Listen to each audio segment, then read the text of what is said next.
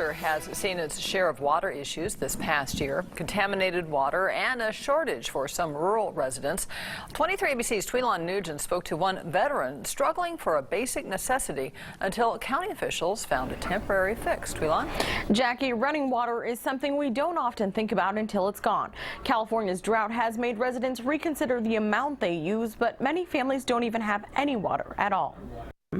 Even when I was deployed to Afghanistan, I had a running shower, and it's really depressing where I'm here and I have to use a bucket to take a shower. After 9 months overseas, Juanita Garcia returned home to Shafter, where she was faced with the reality of California's drought. When this first happened, you had the tendency to open it and the thing comes out, and that was a dose of reality that we have no water, and this is real.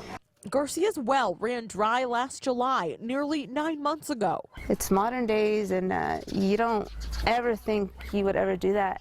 Without the funds to drill the well deeper. The cost difference, you're looking at about $15,000 to $20,000 to deepen a well. Or connect to the city's water service, Garcia's family has been living without running water for months.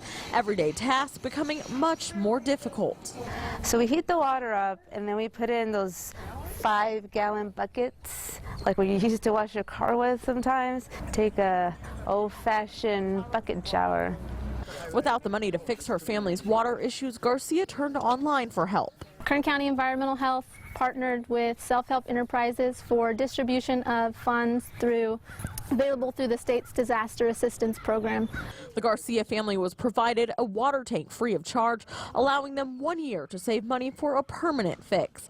A basic necessity that Garcia said she never truly appreciated. Do not take it for granted. It is a serious situation. Saving the water is valuable because this happened and you don't think about it. If you think your family may qualify for the water assistance program, you can find more information on our brand new mobile and tablet app. From the 23 ABC Newsroom, Tweelon Nugent, 23 ABC.